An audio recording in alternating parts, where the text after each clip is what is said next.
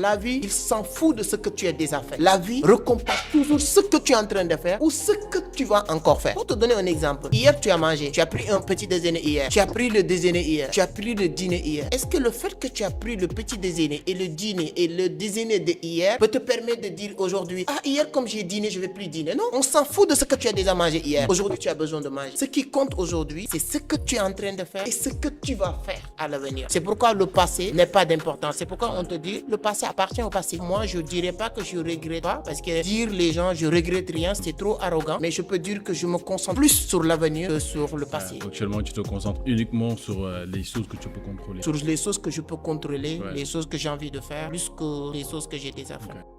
Dans la vie, il n'y a pas de limite. Toutes les limites, c'est les limites que la société nous impose. Et à chaque fois, depuis l'humanité jusqu'à aujourd'hui, à chaque fois quelqu'un décide de brûler ses règles, de ne pas respecter ces règles que la société nous impose, il allait plus loin. Et toutes les révolutions du monde sont commencées comme ça. Je donne un exemple. Imaginez le 6 mai 1954. Avant le 6 mai 1954, mathématiquement, scientifiquement, médicalement, c'était impossible de courir le mal en moins de 4 minutes. Qu'est-ce qui s'est passé? Pendant des siècles, personne ne l'a jamais fait parce qu'on avait dit que c'est impossible. Le 6 mai 1954, Roger Bannister a couru le mal à 3 minutes 59 secondes. Lui-même, il a dit, après avoir passé le ligne d'arrivée, il pensait qu'il est mort. Tellement qu'il avait cru que c'est pas possible de courir le mal en moins de 4 minutes. C'est pas le fait que Roger Bannister a couru le mal en moins de 4 minutes qui est intéressant dans cette histoire. Mais ce qui est intéressant dans cette histoire, un an plus tard, des dizaines de personnes ont couru quelque chose qui était impossible pendant des siècles. Parce que Roger Bannister a enlevé cette barrière mentale qui était dans la tête de tout le monde. Pour dire quoi? Toute idée révolutionnaire commence par ridicule, dangereux et ensuite évident.